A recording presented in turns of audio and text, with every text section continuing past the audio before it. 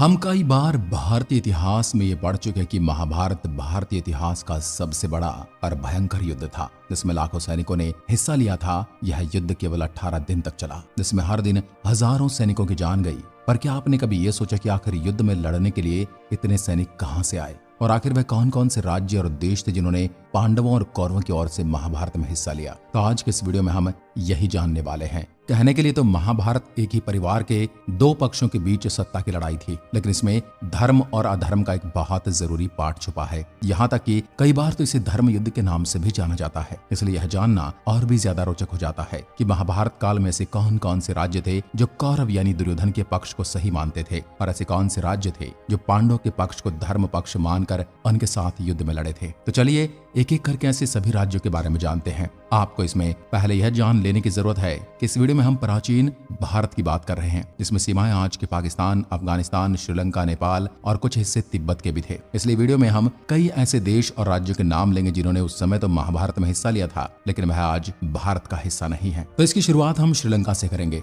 महाभारत काल में श्रीलंका को सिंहल देश के नाम से जाना जाता था। आज के समय में भी श्रीलंका देश में इस जाति के लोग रहते हैं। महाभारत काल में सिंहल देश ने कौरव के पक्ष से महाभारत में हिस्सा लिया था और पांडवों के खिलाफ लड़ाई लड़ी थी। इसके बाद बारी आती है आज के दक्षिण भारत के केरल राज्य की। महाभारत के अध्याय 12 में साफ लिखा गया है कि केरल के योद्धाओं ने महाभारत में पांडवों के पक्ष और कौरवों के खिलाफ लड़ाई लड़ी थी। पांड्य महाभारत काल का एक बड़ा और समृद्ध राज्य था, जिसके महान योद्धा मलयध्वज की वीरता के चर्चे उस समय पूरे भारतवर्ष में फैले हुए थे। यह राज्य श्री कृष्ण का मित्र राज्य था, जिसके चलते श्री कृष्ण के कहने पर इस राज्य ने महाभारत में पांडवों की ओर से युद्ध लड़ा था। लेकिन इस युद्ध में इस राज्य को काफी नुकसान पहुंचा और इस राज्य के सबसे ताकतवर योद्धा मलयध्वज द्रोणाचार्य के पुत्र अश्वत्थामा के हाथों वीरगति को प्राप्त हुए। चुचुप राज्य की कौरवों के साथ युद्ध संधि थी, जिसके चलते उन्हें न चाहते हुए भी कौरवों के साथ पांडवों के खिलाफ युद्ध में भाग लेना पड़ा। चोल राज्य भी उन राज्यों में से एक था जो श्री कृष्ण को अपना मित्र मानते थे। इसलिए इस राज्य ने भी पांडवों का साथ देते हुए उनकी ही ओर से कौरवों के खिलाफ युद्ध में भाग लिया था। कलिंग दुर्योधन की पत्नी का मायका था। इस राज्य का नाम महाभारत में कई बार लिया जा चुका है। इसके सैनिक काफी ज्यादा ताकतवर हुआ करते थे। इन्होंने कौरवों की ओर से महाभारत में युद्ध लड़ा था और आज के समय कलिंग राज्य का स्थान भारत के पश्चिमी हिस्से में मौजूद है। मैकल एक ऐसा देश था जो आज के पश्चिमी राज्य में मौजूद था। मैकल दुर्योधन का मित्र राज्य था, जिसके चलते इसने कौरवों के साथ मिलकर पांडवों के विरुद्ध युद्ध लड़ा था। तितिर यह राज्य भी महाभारत काल का समृद्धि और ताकतवर राज्य था, जो आज के समय मध्य भारत में मौजूद है। यहाँ के योद्धाओं और सैनिकों ने महाभारत में पांडवों की ओर से युद्ध लड़ा था। कुंडिनपुर हिंदू शास्त्रों में श्री कृष्ण की पत्नी रुक्मणी का मायका इसी राज्य को बताया जाता है, जिसके चलते इस राज्य ने श्री कृष्ण के कहने पर पांडवों का साथ देते हुए कौरवों के खिलाफ युद्ध में हिस्सा लिया था। उत्कल यह राज्य काफी ज्यादा समृद्ध था, क्योंकि यह भारत के पश्चिमी हिस्से में समुद्र के किनारे पर बसा था, जिसके कारण यहाँ से व्यापार करना काफी ज्यादा आसान हुआ करता था। इस देश के भी दुर्योधन के साथ काफी ज्यादा अच्छे संबंध थे, जिसके चलते इसने अपनी सेना दुर्योधन को सौंप दी थी और यह सेना कौरवों के साथ मिलकर पांडवों के विरुद्ध लड़ी थी। अनुपक महाभारत काल का एक बड़ा राज्य था, जो आज मध्य प्रदेश का हिस्सा है। जहाँ के राजा का नाम नील था और श्री कृष्ण के मित्र और भक्त थे, जिसके चलते इन्होंने पांडवों की ओर से कौरवों के खिलाफ युद्ध में भाग लिया था। महिष्मति यह भी आज के मध्य भारत का हिस्सा है, जो उस समय एक काफी ज्यादा समृद्ध और ताकतवर राज्य हुआ करता था। इस देश के संबंध दुर्योधन के साथ काफी ज्यादा अच्छे थे, जिसके चलते दुर्योधन के कहने पर इसने कौरवों के साथ और पांडवों के खिलाफ युद्ध में भाग लिया था। सौराष्ट्र आज के समय यह भाग गुजरात का हिस्सा है। उस समय यह एक देश हुआ करता था। उस समय इस देश पर श्री कृष्ण और यादवों का अधिकार था, जिसके चलते द्वारिका का भी यहाँ पर निर्माण कराया गया था और श्री कृष्ण के कहने पर यहाँ की पूरी सेना ने पांडवों के साथ कौरवों के विरुद्ध महाभारत में हिस्सा लिया था।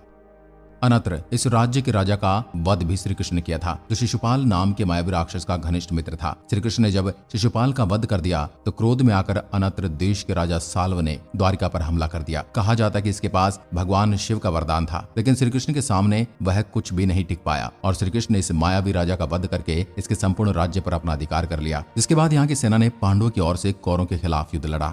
अवंती यह राज्य महाभारत के युग का बहुत ही आधुनिक राज्य माना जाता है। युद्ध के दौरान राज्य के योद्धा और सैनिक कौरवों की ओर से लड़े थे।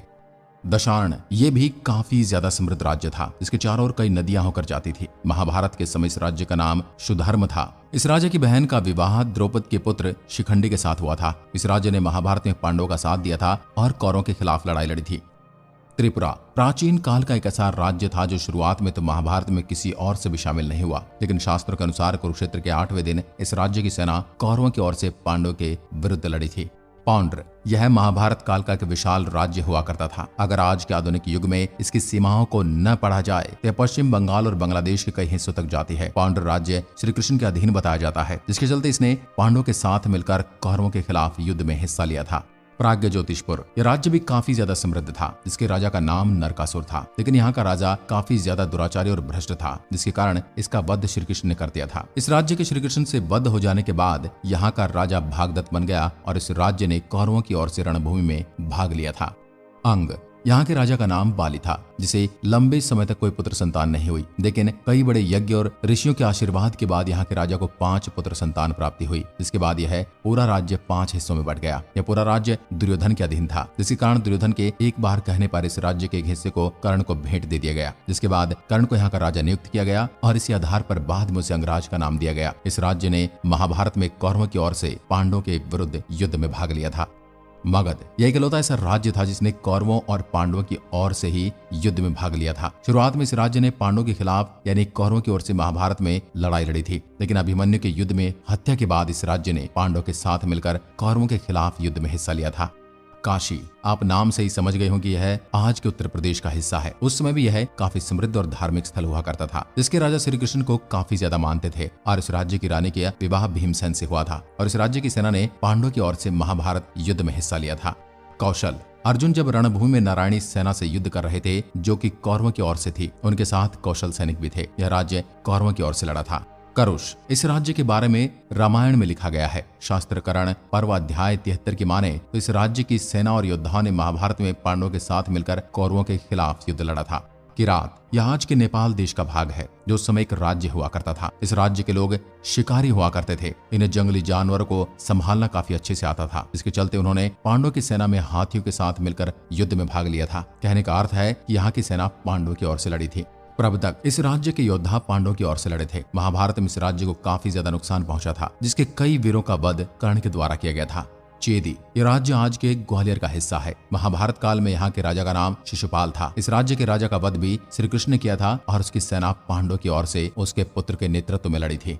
निषद यह राज्य में नल नाम के राजा का शासन था। इस राज्य की पैदल सेना रणभूमि में कर्ण के द्वारा मारी गई थी, यानी इस राज्य ने महाभारत में पांडवों के साथ मिलकर कौरवों के विरुद्ध युद्ध लड़ा था। कुंती इस राज्य के राजा का नाम दंतवक्र था तथा दंतवक्र का वध भी श्री कृष्ण ने किया था। इसके बाद कुंती राज्य भी श्री कृष्ण का हो गया था। इस राज्य की सेना पांडवों की ओर से लड़ी थी। पांचाल यह राज्य बहुत ही ज्यादा क्षेत्रफल में फैला हुआ था। इस राज्य की सत्ता पांडवों के ससुर और द्रौपदी के पिता द्रुपद की थी। द्रौपदी की शादी से पहले जब अर्जुन ने पूरे पांचाल को जीतकर अपने गुरु द्रोणाचार्य को गुरु दक्षिणा के रूप में दिया था। इसके बाद इस राज्य के 2 हिस्से हुए थे, जिसका नाम उत्तर पांचाल और दक्षिण पांचाल था। उत्तर पांचाल में द्रोणाचार्य का शासन था और उन्होंने वहां का शासक अश्वत्थामा को बनाया था। इसके बाद द्रौपदी के पास दक्षिण पांचाल रह गया था, इसलिए उत्तर पांचाल की सेना कौरवों की ओर से और दक्षिण पांचाल की सेना पांडवों की ओर से लड़ी थी। सोमक महाभारत के युद्ध में जब अर्जुन और कर्ण का युद्ध हुआ, तब इस राज्य की सेना को अर्जुन की सुरक्षा की जिम्मेदारी दी गई थी, यानी इस राज्य ने पांडवों के साथ मिलकर कौरवों के खिलाफ युद्ध में भाग लिया था। सूरसेन यह प्राचीन भारत के पश्चिमी हिस्से का एक बड़ा राज्य था। इस राज्य के राजा कंस के पिताजी थे। कंस का श्री कृष्ण के द्वारा वध हो जाने के बाद श्री कृष्ण ने उग्रसेन को इस राज्य का राजा बना दिया था, जिसके बाद महाभारत युद्ध में यहाँ की सेना पांडवों के साथ मिलकर कौरवों के विरुद्ध लड़ी थी। मत्स्य पांडवों ने मत्स्य में रहकर ही अपना अज्ञातवास बिताया था। इस राज्य की सेना भी पांडवों की ओर से लड़ी थी। वत्स यह भी आज के मध्य भारत का एक प्राचीन देश था, जिसके राजा को भीम ने युद्ध में हराया था। इसके बाद यह राज्य पांडवों के अधीन हो गया था और महाभारत में इस राज्य ने पांडवों के साथ मिलकर कौरवों के विरुद्ध युद्ध लड़ा था। दोस्तों वैसे तो अभी कुछ भी नहीं, आगे की वीडियो में हम आपको और भी कई ऐसे राज्यों के नाम बताएंगे जिन्होंने महाभारत में हिस्सा लिया था। इस वीडियो में इससे ज्यादा राज्यों को शामिल करना काफी मुश्किल था, क्योंकि अभी भी वीडियो काफी ज्यादा बड़ी हो चुकी है। तो महाभारत में शामिल होने वाले और भी राज्य के बारे में हम इस वीडियो के अगले भाग में आपको बताएंगे। आज की वीडियो में बस इतना ही। नमस्कार, जय हिंद, जय भारत।